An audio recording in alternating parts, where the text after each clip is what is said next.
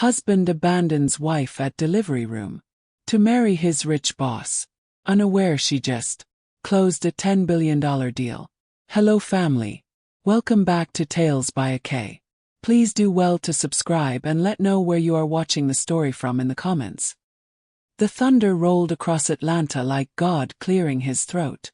Inside Grady Memorial Hospital, room 314 felt smaller with each flash of lightning. Keisha Washington gripped the metal bed rails so tight her wedding ring pressed deep into her finger. Sweat beaded on her dark skin.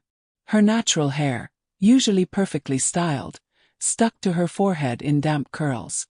The contractions hit like waves now. Fast, hard, each one stealing her breath away. But Marcus wasn't watching her fight through the pain. Her husband stood by the window, thumbs flying across his phone screen. His broad shoulders hunched forward like he was protecting something precious. And it wasn't her. Marcus. Keisha's voice came out as a whisper. He tried again, louder.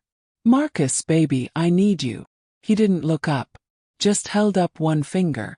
The universal sign for wait. Like she was interrupting him at a business meeting instead of bringing their child into the world. Another contraction ripped through her. This one made her cry out. The sound bounced off the sterile walls and came back to mock her. Hold up, Kuish. Just give me 1 second. Marcus turned slightly toward the wall, lowering his voice like he had secrets to keep. The nurse, Mrs. Patterson, shot him a look that could have frozen hell over. She was an older black woman with silver streaks in her hair and no patience for foolishness. Son, your wife is in active labor. That phone better be Jesus Christ himself calling. Marcus flashed her his practiced smile. The same one he used on clients at the marketing firm. I'm handling some urgent business. You strong. She'll be fine. Keisha's heart dropped to her stomach. Strong. Like that was supposed to make this easier. Like strength meant she didn't need her husband's hand to hold or his voice telling her everything would be okay. Mrs. Patterson moved to check the monitors. Baby's coming fast, honey. You're almost there. Marcus, please. Keisha reached toward him, but he was already walking toward the door. His phone had buzzed again, and she saw his whole posture change.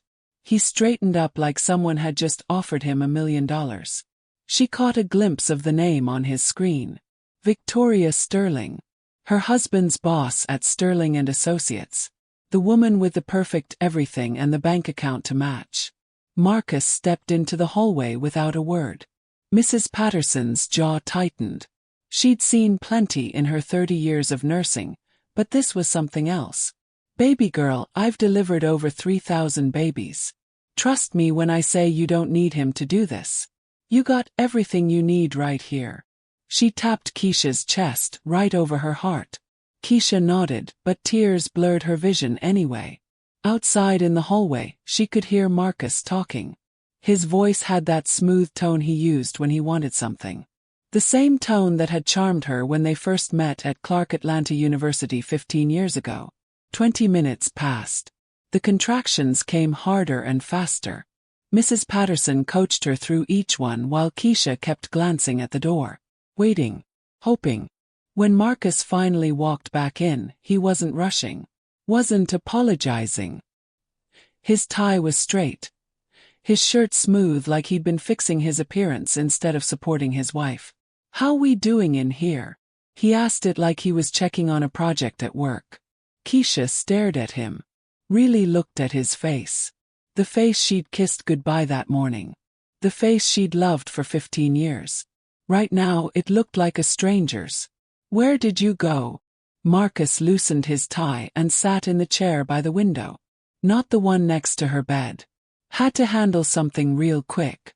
Business doesn't stop just because we're having a baby. The words hit her like a slap. Business doesn't stop. Like their child was just another appointment on his calendar. Another contraction seized her, stronger than all the others.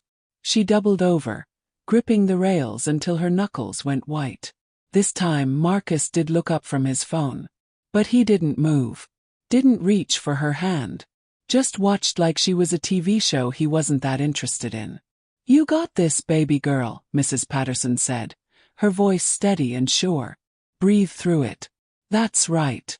When the pain passed, Keisha lay back against the pillows, exhausted. She turned to Marcus, trying one more time. Can you put the phone away? Please. Just for a little while. Marcus sighed. Actually sighed. Like she was asking him to donate a kidney. Kuish, I'm trying to secure our future here. This could change everything for us. This is our future. She gestured to her swollen belly. Right here. Right now. His phone buzzed again. Victoria Sterling. Again. This time Marcus didn't even hesitate. He stood up and walked toward the door. I'll be right back. Keisha felt something break inside her chest. Marcus, don't you dare leave this room. But he was already gone. Mrs. Patterson moved to her side, her warm hand covering Keisha's cold one. Honey, some men show you exactly who they are when it matters most. It's not your job to make excuses for them. The next hour felt like a lifetime. Mrs. Patterson stayed with her through every contraction, every push, every moment Marcus should have been there but wasn't. When their son finally entered the world, his cry filled the room like a promise, like hope taking its first breath. Keisha held him against her chest, marveling at his perfect little fingers, his tiny nose, the way he fit perfectly in the space where her heart used to be whole. He's beautiful, Mama, Mrs. Patterson said, wiping tears from her own eyes. You did that. All by yourself. That's when Marcus walked back in. His hair was damp from the rain outside. His suit jacket was wrinkled. He looked like he'd been running, but not to get back to them. He glanced at the baby, then at Keisha. So, we're done here. Keisha blinked. Done. Marcus, we just had a son. He cleared his throat, the way he did before presentations at work. Like he was about to deliver prepared remarks. Look, Kuish. I've been thinking about this for a while, and I can't do this anymore. The room went dead silent except for the baby's soft breathing. Can't do what? This. The whole marriage thing. Marcus shoved his hands in his pockets. We want different things. You're comfortable with small dreams, small life. I need more. Mrs. Patterson stepped backward toward the door, but her eyes never left Marcus. Like she was watching a car accident happen in slow motion. Keisha felt the blood drain from her face. Small dreams. Marcus, I just gave birth to our child. And I'll take care of him financially. I'm not walking away from my responsibilities. He said it like he was negotiating a contract. But I can't stay in a marriage that's holding me back. Holding you back from what? Marcus looked out the window. Victoria offered me a partnership. Full partner at Sterling and Associates.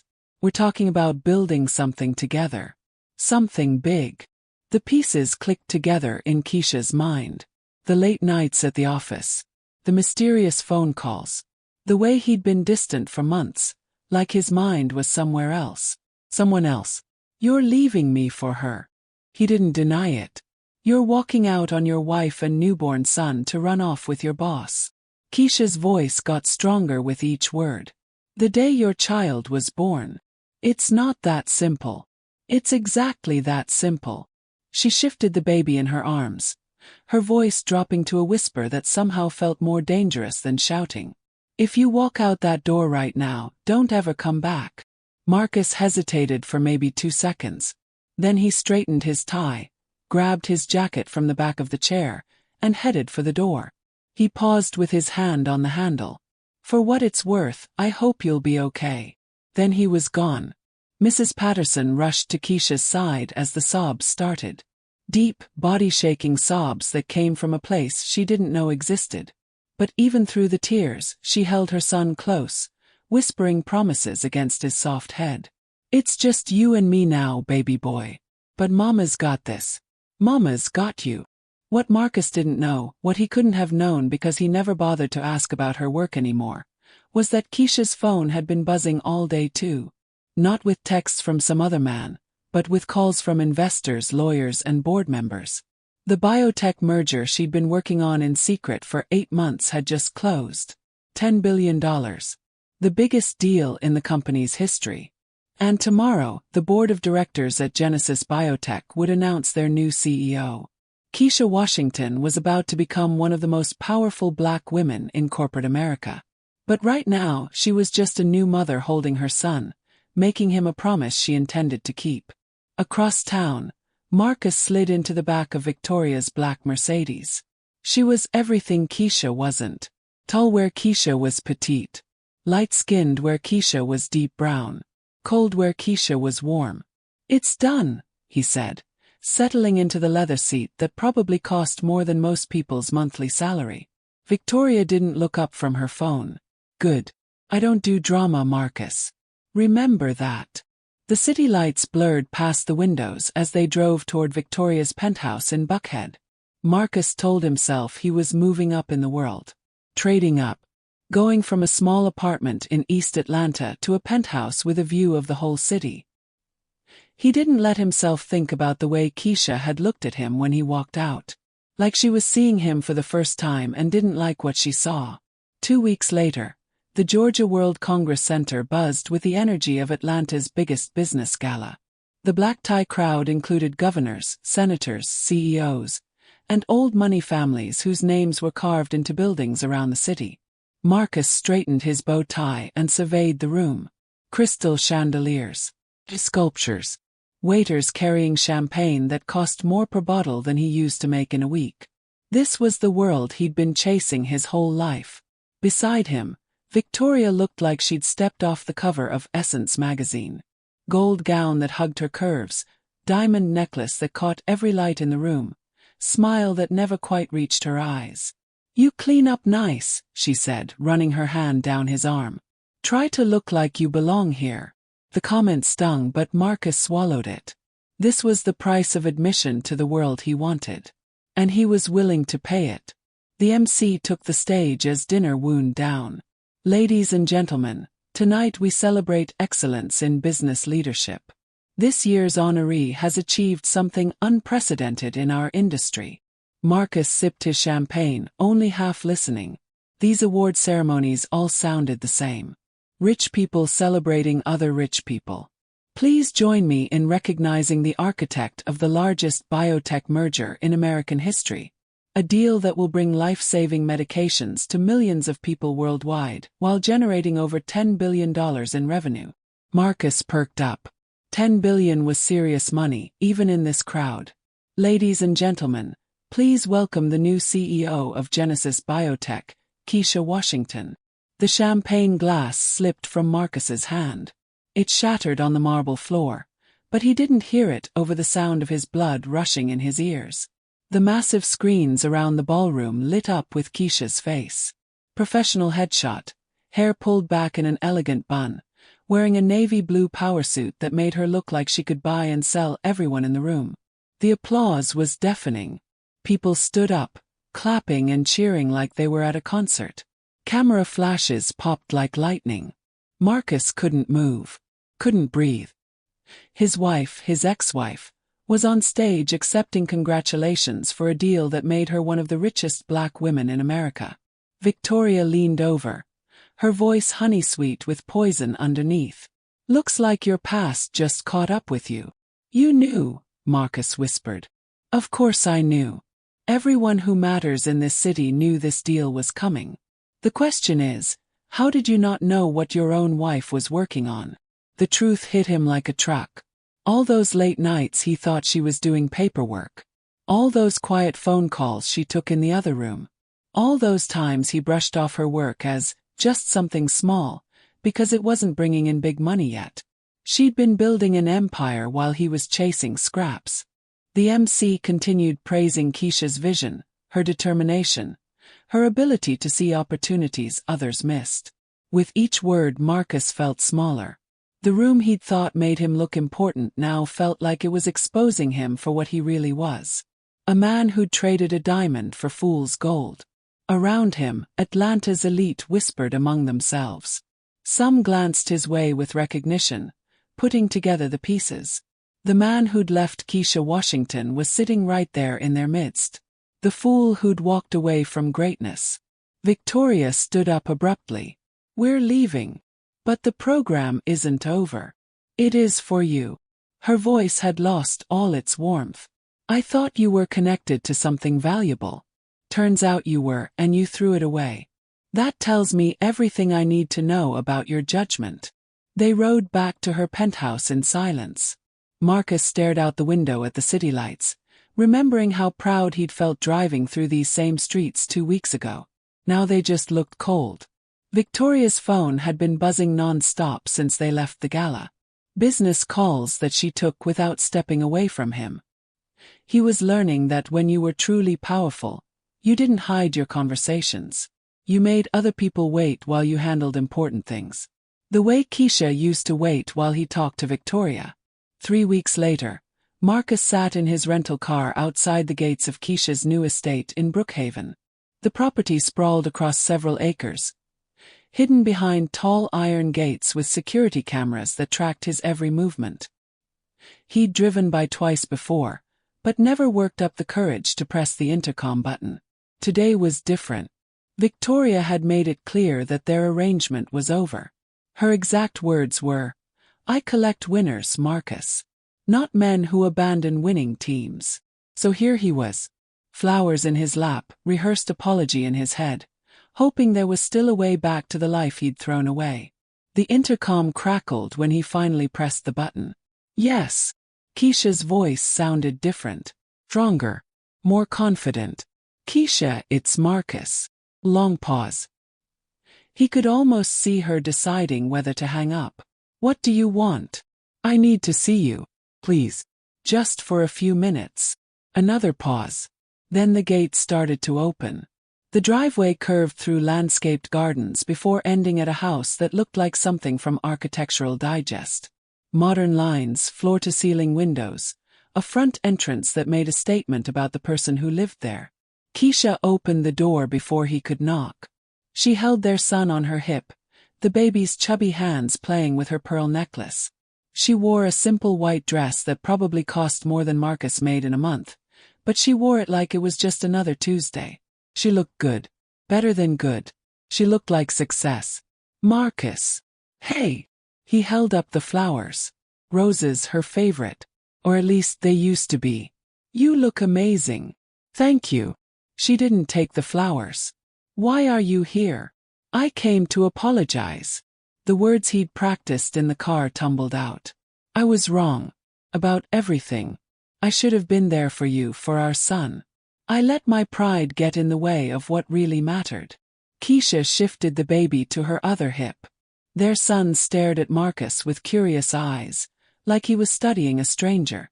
Which Marcus realized he was. "I know I don't deserve it," Marcus continued, "but I'm asking for another chance. To be the husband you needed, the father he deserves. To be part of this." He gestured toward the house, the obvious wealth, the life she'd built without him. Keisha was quiet for a long moment. When she spoke, her voice was calm, measured, like she was delivering a business presentation. "A chance to be part of what, Marcus? The success you told me I'd never achieve. The small dreams you said were holding you back.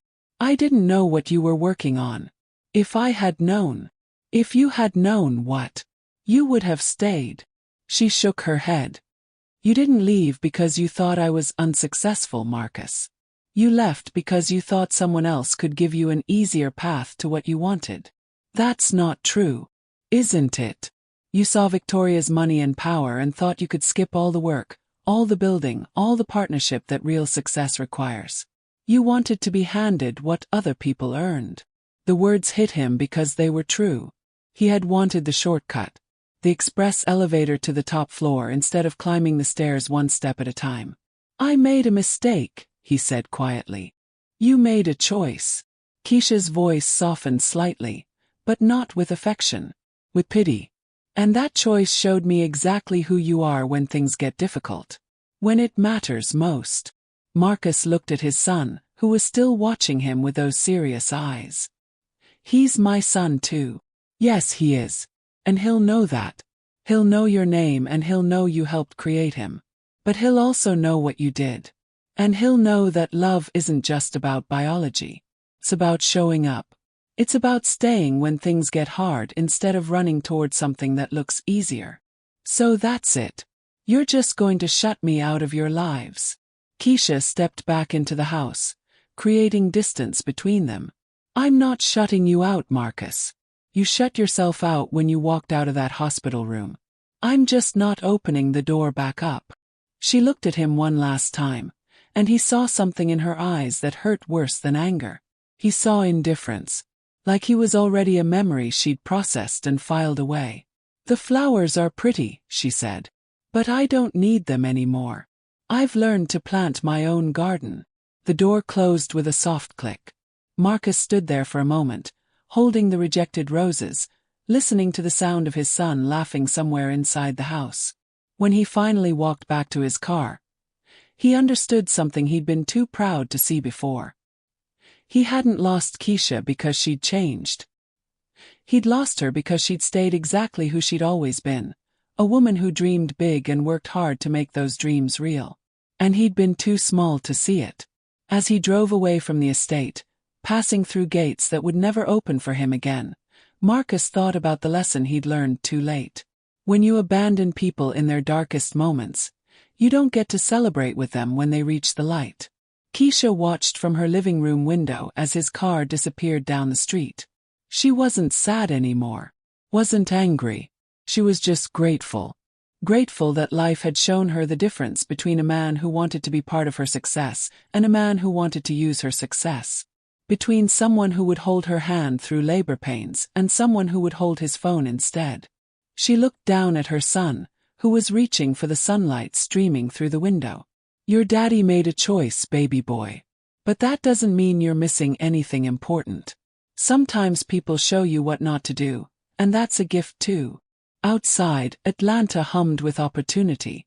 Inside, Keisha Washington, CEO of Genesis Biotech, mother, and woman who'd learned to plant her own garden, settled in to read her son a story about all the beautiful things they were going to build together. The thunder had stopped. The sun was shining. And some storms, she'd learned, clear the sky for something better. If you haven't subscribed yet, I'd love you to join our community by hitting the subscribe button. Through our stories, we build hope and give future to children and women who faced betrayal and abandonment all over the world. Motivate us by subscribing and turning on your notification bell. Also, let us know in the comments where you are watching us from and how this story hit home for you. Your support helps us continue sharing these powerful messages about resilience, self-worth, and the strength that comes from within.